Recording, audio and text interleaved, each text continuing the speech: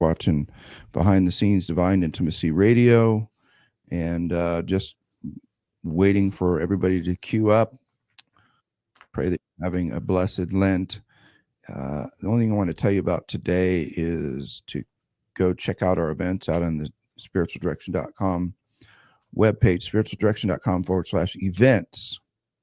And are we advertising the Women's Discernment of Spirits retreat here?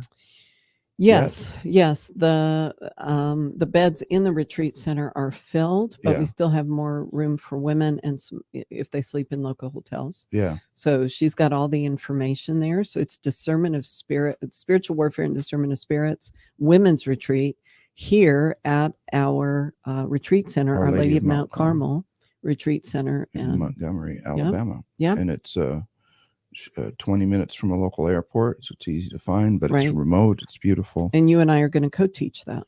We are. Very good. So check that out. Why don't we jump into the show on your market check? Go. This is Dan and Stephanie Burke. Welcome to Divine Intimacy Radio, your radio haven of rest. Your hermitage of the heart. Well, are you sleeping at the wheel? Sorry. I went somewhere else. You want to try that again? No, it's okay. Where we lift our hearts and minds to heaven, to draw on the wisdom of the saints to help us to navigate this crazy life that we live.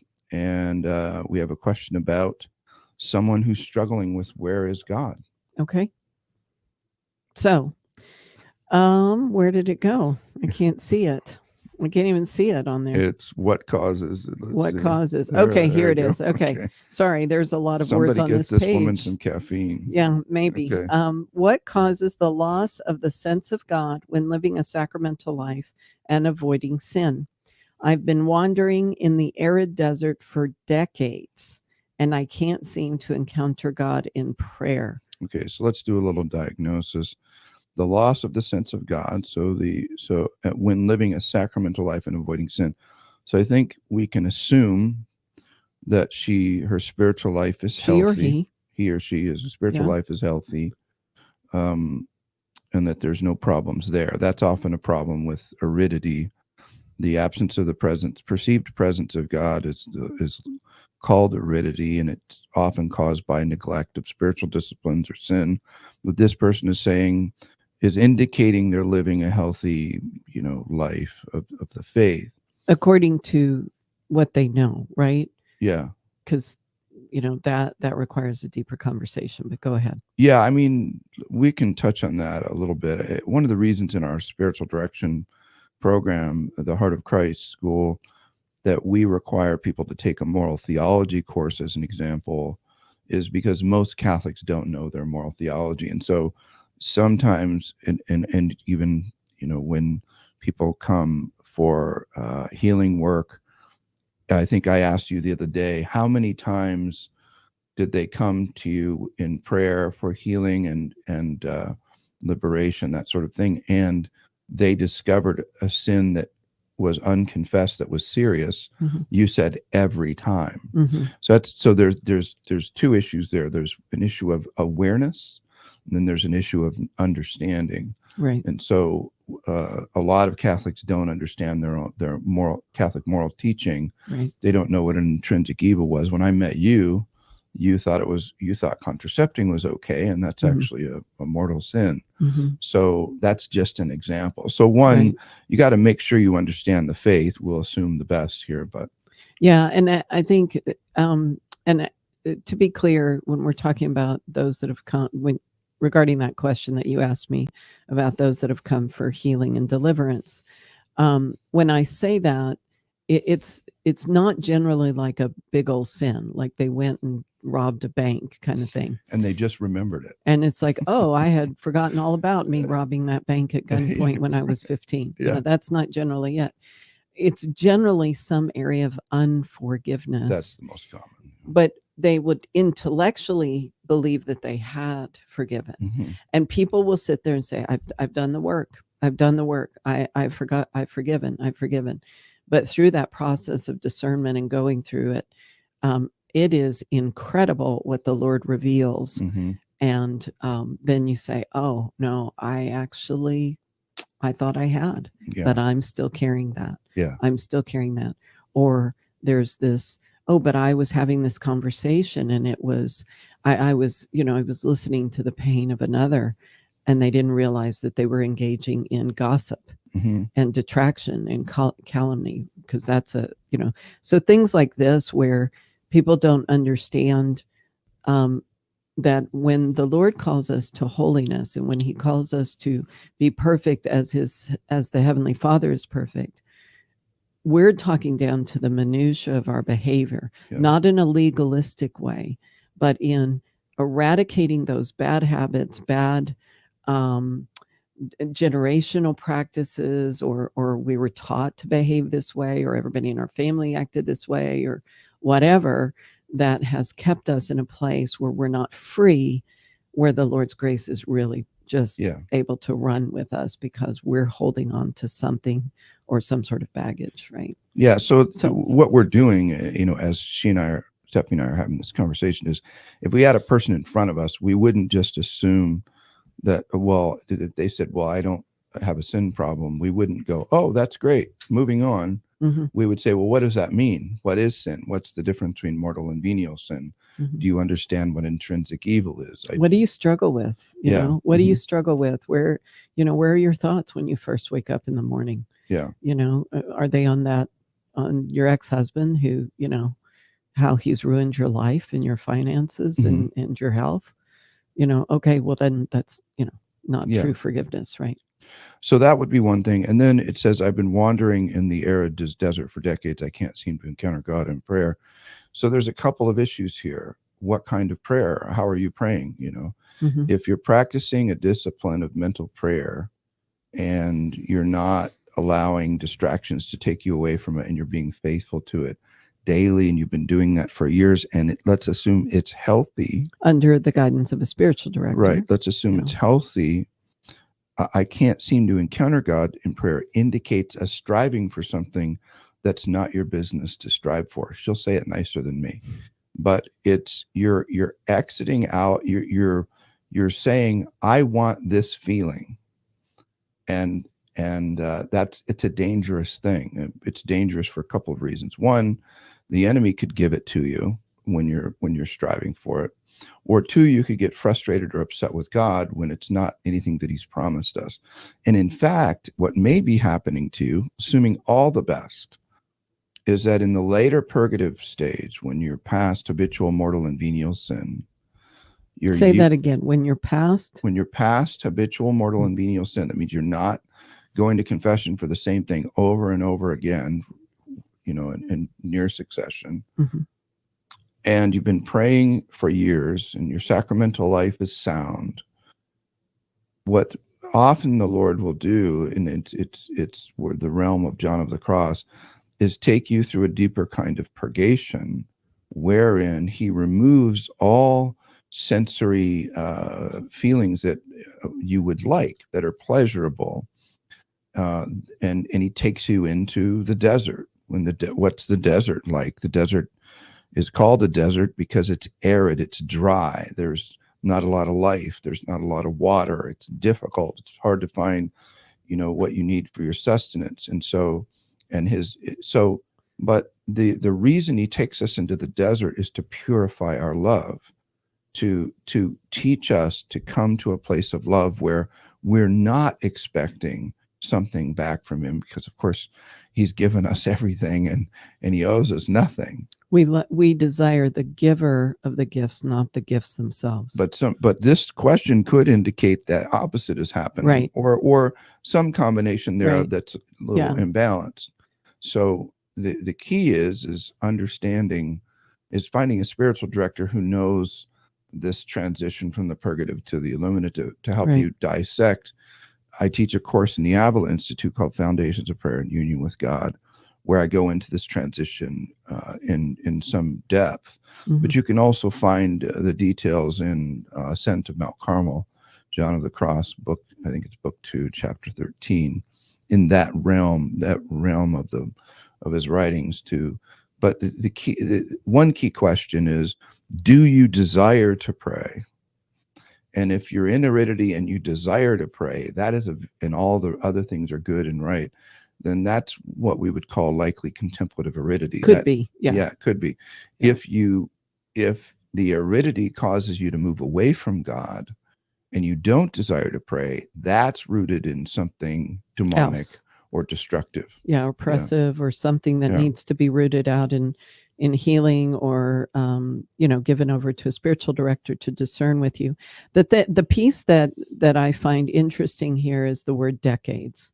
Yeah, that's not time. Normative. Yeah, that's not normative for the aridity. That's the transitional. Certainly been my experience. Yeah, but you've transitioned, right? So I'm talking about those people that are in the transition.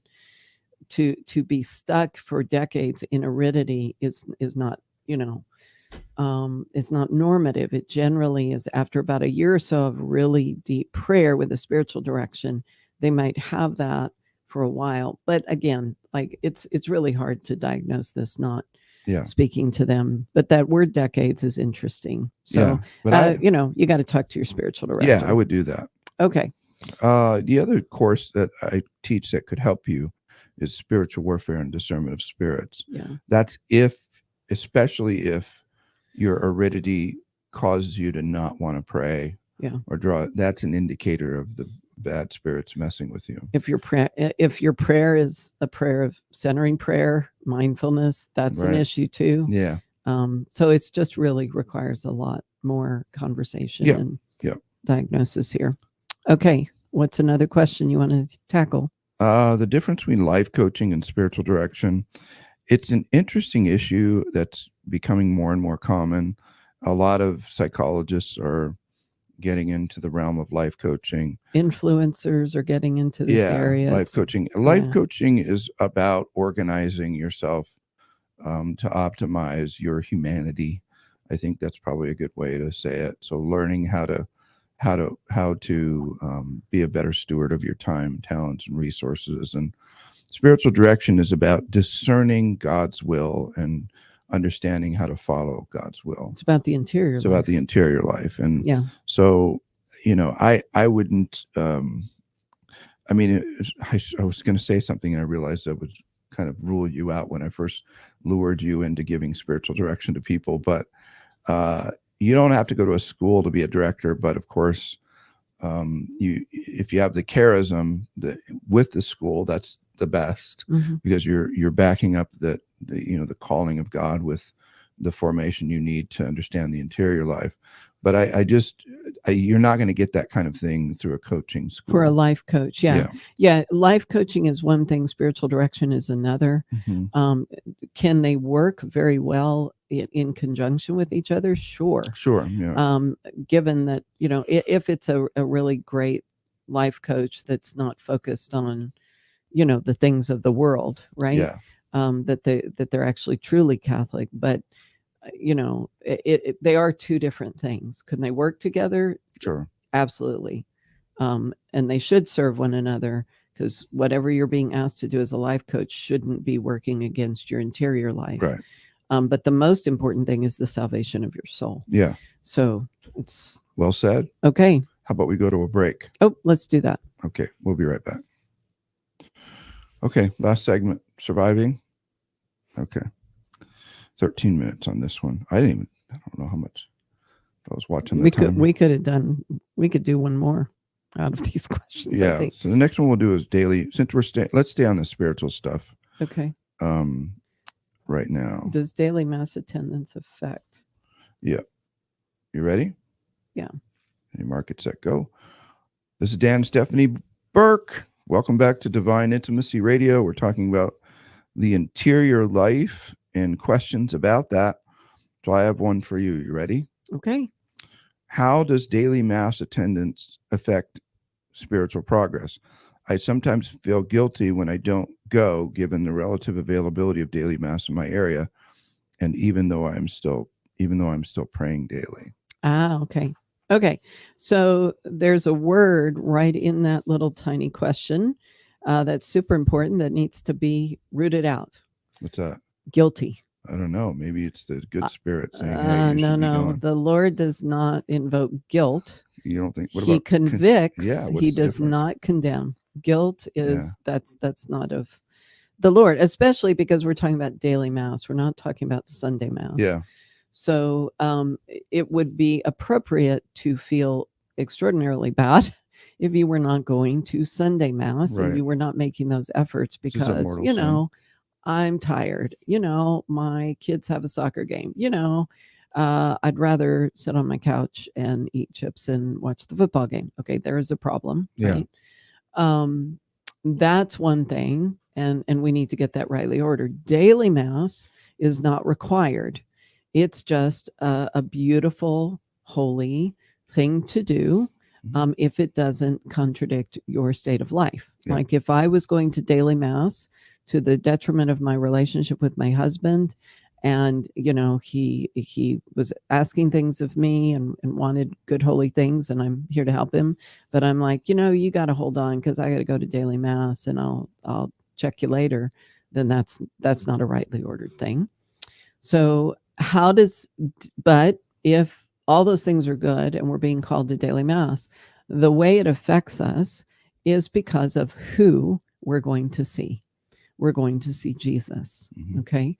So if I go and sit with Jesus, truly present, you know, body, blood, soul, and divinity, if he feeds me with his body, blood, soul, and divinity through the hands of the priest, if I sit in his presence and I pray, if I'm engaging with the most important act of prayer this side of heaven, which is the holy sacrifice of the Mass, will it increase my sanctity? Yes. Yes. Yes. Yeah. If I'm properly disposed, if I'm not in a state of mortal sin, it is going to affect my sanctity. It's going to every holy reception of the Eucharist washes away venial sin. It strengthens us for the journey. It strengthens us against venial sin and mortal sin. So we are cleansed. We're more filled with the Lord. And every time we're filled with the Lord, then that grace that we've received, his presence, we become living tabernacles going out into the world to love and serve those he's entrusted to us. So it is absolutely transformative. I've had a number of spiritual directees who, when life circumstances allowed it, and they started to make that practice, first we'd say, you know, why not try one extra mass a week? They would do that. And then they started to feel the grace and, oh boy, this, you know, this feels good. I feel better. I feel stronger. I feel more spiritually alert and awake, and I'm growing in holiness and virtue. Then they'll desire more and more. And I find it to be truly addictive. Like something's wrong when I don't get to be with the Lord, when I don't get to receive him. So guilt is not there. It's not necessary. It's not good. So push away the guilt, but as you can, according to the availability, according to your state of life and your physical ability to go as often as you can, receive those graces, and you'll be better off for it by loads. Yeah. I always think, you know, if folks have the opportunity to go to mass more frequently and they don't take it, that they have a profoundly impoverished understanding of what is going on in the holy sacrifice of the Mass. It's not a burden for your time. Yeah.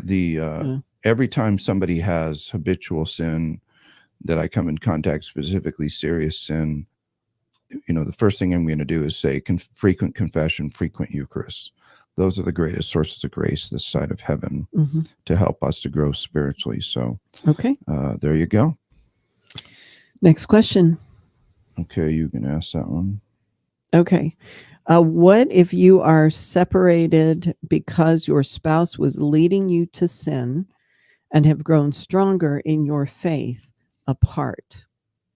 Boy, that's a quagmire of a question. Yeah. Right? Yeah. I mean, you know, we don't know enough here to really speak to this question. It's a dangerous question. It is. It is a very dangerous question. Right. Now, separation is allowed in extreme cases where one or the other spouse is in, There's in very destructive. super destructive behavior or whatever. But it's not, it's not God's will. Right. It is not Normally. God's will to be separated from your spouse normally under normative circumstances. Now, if there's just so much here, right? Because leading you to sin, nobody can lead you to sin. You have to cooperate with sin. Right. So if Dan decides to go rob a bank and says, come with me, I don't have to follow.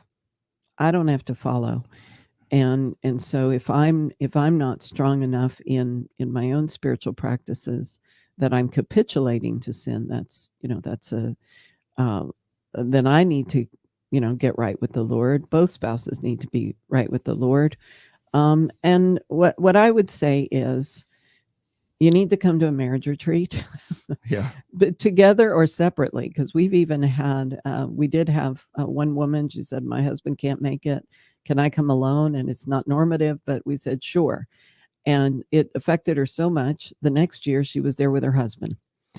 So it just kind of woke things up and shook out some of the leaves and the fogginess of what was happening in their relationship. And they came back. So there's just too much here, and you can't. Deeper than that. Yeah, you can't confirm somebody in this and without really understanding what's going on. Yeah. But it is, the Lord wants to heal you in and through your marriage. He loves your marriage. He wants it to be restored. And if we think about the revelations to the children at Fatima, Sister Lucia said, in the end, the battle will be against family and marriage. So if you don't think all of hell's trying to break up your marriage, you're delusional. Another thing about that, I think that people I would say 99.9% of Catholics don't know, is that apart from the Eucharist and reconciliation, the greatest graces a married couple can receive is in and through their sacramental marriage. Yeah. It is a sacrament. It brings grace. Yeah. We always talk about at the beginning of our marriage retreats that an exorcist asked us to assist him. And the reason he gave shocked us both. I mean, we were in that 99% until he said what he said. And he said, I want you to help to participate in the exorcism because the way you live your life and your marriage will protect me as an exorcist in the rite. It was absolutely shocking, and it has really propelled our own, I think, doggedness about the importance of marriage and the sacrament of marriage. It affected the way we lived it out. I think it became more, just all the more at the fore of, we're not going to let the devil come in here. Yeah. We're going to fight towards one another and not allow the enemy to destroy us or to tear us down. That doesn't mean there aren't terrible difficulties, but the Lord loves you as individuals. He loves your marriage, and he wants to do something profound in and through it. Yeah, one of the other things, but you got to fight for that. One of the other things we say in the retreat that I think is inspired, if I might be so bold, is this it's a saying, it's I have the spouse I have because I need the spouse I have for my salvation. Yeah. However incredibly difficult that can be. Right. And there are some cases where when there's abuse, we're not saying, that you don't separate in that sense. That's different. Yeah, we're not talking about occasional bouts of anger and yelling and having a few fits here and there. We're talking life in danger. Physical harm. Life in danger kind of abuse. Sexual abuse. Yeah, those kind of things. But there are so many resources. So check out Divine Intimacy and Marriage Retreats. Where at can they find that? They can find that at SpiritualDirection.com/events. There you go. Next one is, I'm time stamping this podcast, but we will be having some upcoming in the Northeast area, Trinidad, around the world. So check those out. Keep an eye on that. And then there's a number of other resources, good Holy Catholic resources. So what I want to say is, don't give up. Don't give up. Don't give up.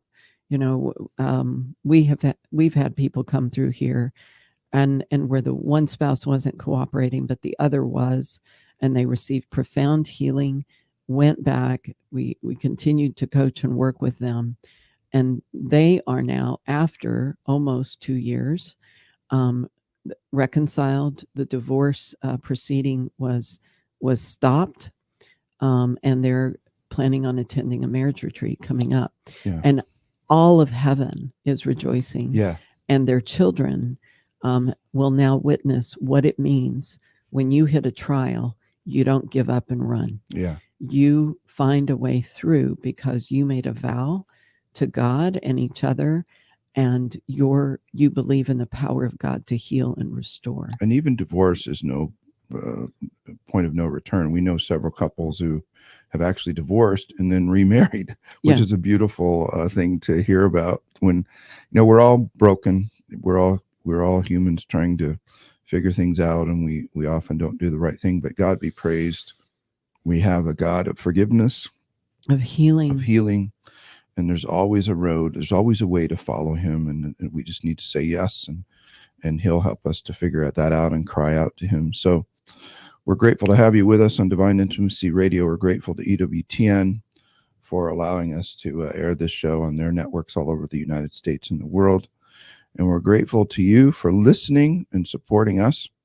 And with that, we're out of time. Until next time, may the God of peace make you perfect in holiness.